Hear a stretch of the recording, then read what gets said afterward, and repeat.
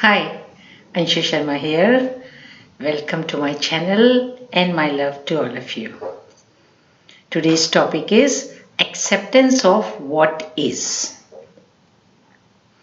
If we label something as bad, we start avoiding it, even if at some point it becomes good for us.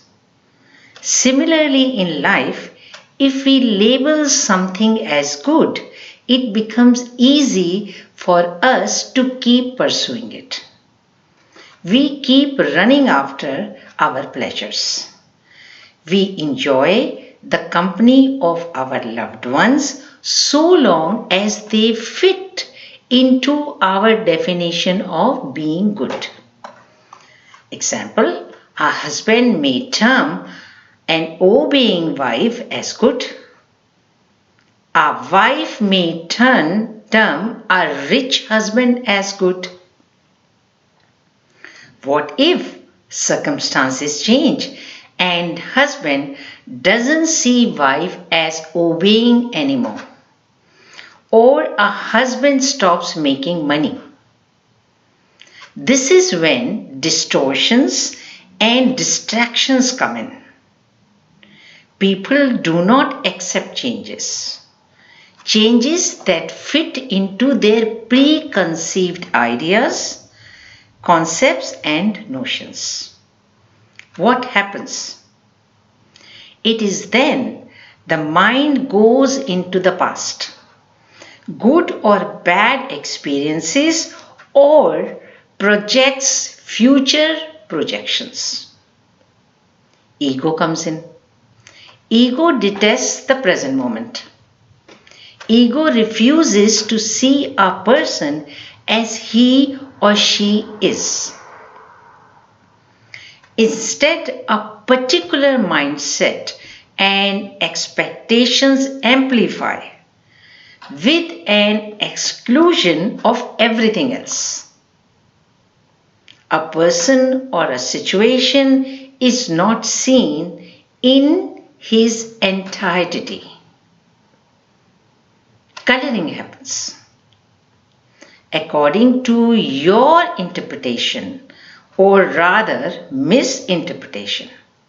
Every thought, emotion, opinion, viewpoint and reaction is colored. You see things with your point of view. A point of view that is polarized, limited and conditional. Coloring happens when intelligence takes a form with a thought, emotion or experience. And in a polarized form, it acquires a charge. This is when we need to undertake some sort of spiritual practice. More on spiritual practice later on. Let's first see what happens when we do not accept a situation or a person for what is. In a state of non-acceptance, resistance comes in. When we do not accept what is, non-acceptance and resistance comes in. Even if heart moves with acceptance, it is the ego which seeks understanding. Ego is in the head. It produces arguments after arguments and all sorts of logic. But it never offers a solution to move on. It resists. In resistance, ego becomes hardened and more difficult to penetrate. Ego wants to speak, compare, regurgitate, condemn, seek more talking, more understanding, brings more point of view in order to be more irritated, frustrated, and more angry. Acceptance of what is the last thing that an ego wants. So we can recognize ego's workings when we are in a state of non-acceptance of things and in a state when we resist. In resistance, life cannot help us. Then what happens? We complain. When we do not accept what is, we complain. When we complain about people, situations, traffic jams, politicians, greedy, wealthy people, lazy, unemployed people, our colleagues, our teachers, our upbringing, systems, and weather, we can recognize ego's working within all of it. Seeing our situation for what is in order to deal with is not ego. Constantly remaining in the mode of complaining is egoic. When we complain, when we veer away from our responsibilities, we are not accepting what is. We are not accepting the present moment for what it is. It is our ego that likes to complain. We find it easy to complain to our inabilities and make someone else responsible for it. Complaining alone without dissecting the reasons behind our failures and finding solutions to move forward is egoic. In blaming and complaining, we can rest assured that we are only satisfying our ego. Ego loves to make stories revolving around complaining. Excessive egoic complaining takes us into the negative emotions of resentment, unhappiness, and grievance. Our long-standing resentments become grievances. We can carry personal and collective grievances over a lifetime. Judging. Judging prevents our acceptance of what is.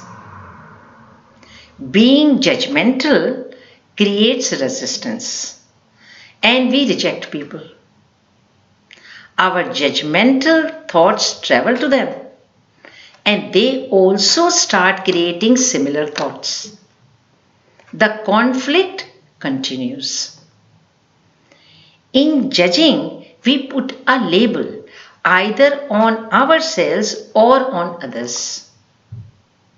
Now think of it, what is a label? Label is just a thought or a feeling. If we think deeply, both thought and a feeling is fleeting. Humans think thousands of thoughts in a day and feel thousands of emotions in a day. Now, judging a person with a confirmed thought or a feeling is ridiculous. And we carry it for years. It doesn't make any sense at all. In judgment, our ego takes a mental position of being right. We defend our mental position by saying it is my opinion, it is my judgment, it is my idea or my viewpoint. We also resort to criticism. In criticism also, we do not accept a situation or a person to what is. Ego within us criticizes others in order to enhance our self of being right. Ego likes to keep our attention outside. Ego criticizes in order to keep people separated from each other.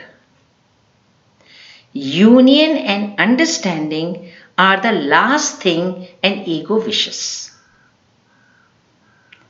Criticism also creates energies of hurt in the person who is being criticized, and it is even hurtful for people who are criticizing, or even hurtful for people who are listening to criticism.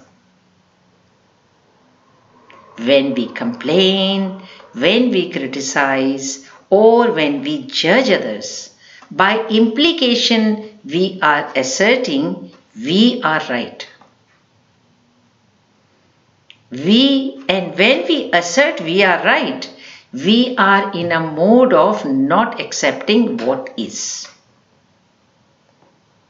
While it is alright to hold an opinion, an idea, or a point of view, but insisting on it for being the only truth on a continual basis is strengthening an egoic pattern.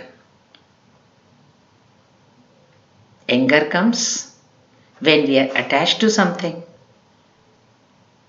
May it be an idea, opinion, or our physical or material possessions.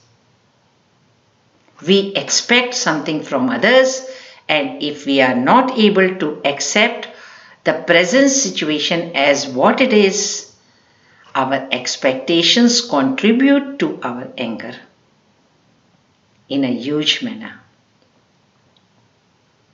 Can we throw away our colored glasses through which we constantly compare, we constantly criticize, or we constantly label or judge people? And can we really start seeing the things for what they are, rather than for what and how they should be, or how and what they were? By bringing our attention to the present moment again and again, only we can focus on the situation in its present moment. And this needs practice. This practice is called spiritual practice. A spiritual practice is discoloring the mind and holding it in the present moment. It does not mean suppressing it. Rather, it means seeing him or her irrespective, whether he or she is pleasing or unpleasing to you. Can you see a person or a situation without any distortion or any coloring? Can you break the mask that you are wearing of yourself and come face to face with a situation or a person? Bringing our mind to the present moment and not allowing it to go into thinking, into past experiences, memories, hurts, pains, and future projections. It needs practice. We need practice because mind has developed a habit of running away like a horse. What mind wants, it produces an image, colors it, and starts craving it. You have a car, but this car is not as good as your imagined car. Your child or partner is not as good as someone else's because in projection you have created an image. So what you are doing is you are comparing the person, a real person, with an imaginary person and not accepting the real person. When you sit in meditation, these cravings, imaginations, future projections, and past hurts, pains and sufferings and experiences come on the screen of your mind. In the beginning, you will get carried away with them. But bringing back your mind again and again to the center will require your active participation. When the mind roams either into the past or into the future projections, you can say these are distortions and distractions. That is why there is an importance is given to the spiritual practice. It is a repeated practice. This practice is undertaken with zeal, enthusiasm, alertness, and vigilance. The need for repetition arises because firm and lasting understanding is not there, and mind is being swept over by these distortions and distractions again and again. Every time you sit in meditation and a distraction comes, we lovingly call our mind back, making it see things in their totality, in the present moment. Gradually, we hold our mind. We train our mind and make it one-pointed. This is practice. With practice, your mind becomes clear and steady. Doubts and confusions lessen. Pain and suffering and grief reduce. Focus is lifted from a limited perception, concept, idea, or a viewpoint. You start understanding the illusions. Your awareness expands, and a person or a situation is seen in their totality. This is dispassion. Dispassion is not being distracted by your temptations, imaginations, excuses, or just wishful thinking. Dispassion is seeing what is without any coloring, without any conditioning or any labeling. Both dispassion and spiritual practice go hand in hand. Dispassion is attained with spiritual practice. A spiritual practice makes you steady, vigilant, and unmoving in observing various states of your mind. Understanding what is does not mean not taking an action. True transformation of energy takes place only after a true assessment of what is. After you have taken a complete and full assessment of what is, you can take an appropriate action.